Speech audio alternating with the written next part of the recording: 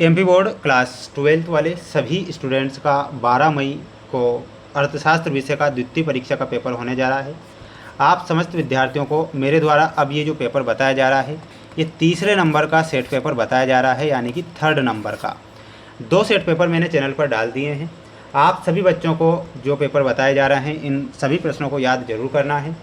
एक और बात सुनिएगा माय डियर फ्रेंड्स, चैनल को आपको सब्सक्राइब जरूर कर लेना है जो बच्चे हमारे साथ आज नए हैं। तो प्यारे विद्यार्थियों, मेरे द्वारा जो प्रयास और मेहनत आपके लिए किया जा रहा है वो आपके लिए ही किया जा रहा है ताकि आप इस परीक्षा में किसी भी कंडीशन में पास हो सके। आइए शुरुआत करते हैं हमारे उन प्रश्नों से जो आपको परीक्षा में दिए जाएंगे। प्रश्न यहाँ पर आप देख सकते हैं आपकी स्क्रीन के सामने। प्यारे विद्यार्थियों, वो प्रश्न आ चुके हैं जिनके बारे में मैं आपसे कह रहा हूँ कि ये प्रश्न परीक्षा में छपते हैं। पहला प्रश्न है, भारत में किस प्रकार की अर्थव्यवस्था को अपनाया गया है। माय डियर फ्रेंड्स, इसमें ध्यान रखना है हमारे भारत में मिश्रित अर्थव्यवस्था को अपनाया गया है, तो यहाँ पर आपको मिश्रित अर्थव्यवस्था याद रखना है। जब किसी उपभोक्ता को अधिकतम संतुष्टि प्राप्त होती है तब सीमांत उपयोगिता होती है, तो इसमें आपको ध्यान रखना है सीमांत उपयोगिता कैसी हो जाएगी, शून्य हो जाएगी, तो यहाँ पर आपको शून्य याद रखना है। वहीं अगला प्रश्न दिया गया है, आप देखिएगा, किसी वस्तु का मूल्य बढ़ने पर पूर्ति क्या होती है। प्यारे विद्यार्थियों, किसी वस्तु का मूल्य बढ़ रहा है तो पूर्ति भी बढ़ जाएगी, तो इसमें आपको क्या लिखना है, पूर्ति बढ़ती है। भारत में 1 रुपये का नोट कौन निर्गमित करता है, तो वित्त मंत्रालय के द्वारा 1 रुपये का नोट जो होता है निर्गमित किया जाता है, तो इसमें आपको लिखना है वित्त मंत्रालय। सभी प्यारे भैया बहन चैनल को सब्सक्राइब जरूर करें, आपका भाई आपके लिए लगातार मेहनत कर रहा है, प्रयास कर रहा है। अल्पकालीन उत्पादन फलन की व्याख्या निम्नलिखित में से किस नियम के द्वारा की जाती है, तो वो की जाती है परिवर्तनशील अनुपातों के नियम से। तो इसमें आपको क्या याद रखना है, परिवर्तनशील अनुपातों के नियम से। अगला प्रश्न देखिएगा, सीमांत उपभोग प्रवृत्ति। तो सीमांत उपभोग प्रवृत्ति में आपको बताना है ऑप्शन नंबर बी। चालू खाते की मदें जो होती है दृश्य मदें और अदृश्य मदें होती है, तो इसमें आपको ऑप्शन नंबर सा वाला जो दिया गया है वो सही करके आना है। ठीक है, अब हम हमारे प्रश्न अगले की ओर बढ़ेंगे। अगला क्वेश्चन देख लीजिएगा, आपकी स्क्रीन के सामने है। सभी बच्चे चैनल को सब्सक्राइब जरूर करें, आपके लिए ही मेहनत और प्रयास कर रहा हूं। सूक्ष्म एवं व्यापक अर्थशास्त्र एक दूसरे के हैं, तो ये एक दूसरे के क्या हो जाएंगे, पूरक हो जाएंगे, तो इसमें आपको पूरक लिखना है। औसत लागत को ही वस्तु की कहते हैं, तो औसत लागत को ही वस्तु की क्या कहा जाता है, कीमत कहा जाता है। उच्चतम निर्धारित कीमत को कीमत सीमा भी कहते हैं, तो इसमें भी आपको कीमत लिखना है। प्रति व्यक्ति आय अधिक होने पर जीवन स्तर हो जाता है, तो जीवन स्तर कैसा हो जाता है, ऊंचा हो जाता है।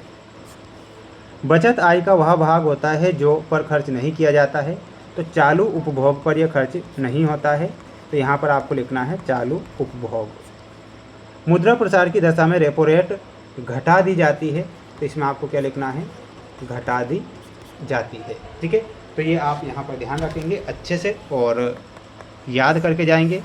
ये है अगला प्रश्न, पैमाने के प्रतिफल का संबंध दीर्घकालीन उत्पादन फलन से होता है, तो ये बात सत्य है। यदि पूर्ण प्रतियोगी बाजार में मांग का अतिरेक है तो संतुलन मूल्य बढ़ाना चाहिए क्या, नहीं। समष्टि अर्थशास्त्र को सामूहिक अर्थशास्त्र भी कहते हैं, ये सत्य होगा। स्टॉक परिवर्तन एक प्रवाह है, ये सत्य होगा। पूर्ण रोजगार का आशय शून्य बेरोजगारी नहीं होता है, ये सत्य है। शिक्षा पर किया गया जो व्यय होता है विकासात्मक होता है, ये सत्य लिखना है। स्थिर विनिमय दर को बनाए रखने के लिए किसी प्रकार के प्रतिबंध की आवश्यकता नहीं होती है, तो ये गलत लिखना है। ठीक है, स्क्रीनशॉट ले लें आप सभी स्टूडेंट्स। बढ़ेंगे अगले प्रश्न की ओर। ये आपका अगला क्वेश्चन है, आप देख पा रहे होंगे स्क्रीन के सामने। स्थानापन्न वस्तुएं, तो इसमें आपको मिलाना रहेगा चाय एवं कॉफ़ी। बेलोचदार मांग में मिलाना रहेगा नमक। पूरक वस्तुओं में मिलाना रहेगा गेंद एवं बल्ला। The general theory of employment में आपका सही जो आंसर होगा ऑप्शन नंबर सी हो जाएगा, एक दूसरे से प्रत्यक्ष संबंध रखते हैं। आय एवं बचत दोनों परस्पर सॉरी देखिएगा, फोर्थ वाला है ना अपना, तो ए से मिलाना है लॉर्ड किन्स। आय एवं बचत दोनों एक दूसरे के पूरक होते हैं। पूर्ति अपने लिए मांग स्वयं उत्पन्न कर लेती है, ये कथन था प्रोफेसर जेबीसे का। तो ये आपके जोड़ी हो चुकी है। अगला प्रश्न देख लो, ये है आपका अगला क्वेश्चन। जब सीमांत अवसर लागत घटने लगती है तब उदासीनता वक्र की आकृति किस प्रकार की होती है, तो माय डियर फ्रेंड्स, इसमें आपको ध्यान रखना है उन्नतो दर कैसी हो जाएगी, तो यहाँ पर उन्नतो दर लिखना है। फर्म के संतुलन के समय एक फर्म को कितना लाभ होता है, तो एक फर्म को जो लाभ होगा वो होगा सामान्य लाभ, तो इसमें आपको सामान्य लिखना है। पूर्ण प्रतियोगिता में वस्तु की कीमत का निर्धारण किसके द्वारा किया जाता है, तो मांग एवं पूर्ति के द्वारा किया जाता है, तो यहाँ क्या लिखना है, मांग प्लस पूर्ति। समष्टि अर्थशास्त्र का मुख्य यंत्र क्या है, तो मुख्य यंत्र होगा राष्ट्रीय आय विश्लेषण। क्या लिखना है, राष्ट्रीय आय विश्लेषण, ये लिखना है। राष्ट्रीय आय की गणना हेतु विभिन्न साधनों को प्राप्त होने वाली आय को किस विधि में शामिल किया गया है, तो आय विधि में शामिल किया गया है, तो यहाँ क्या लिखना है, आय विधि।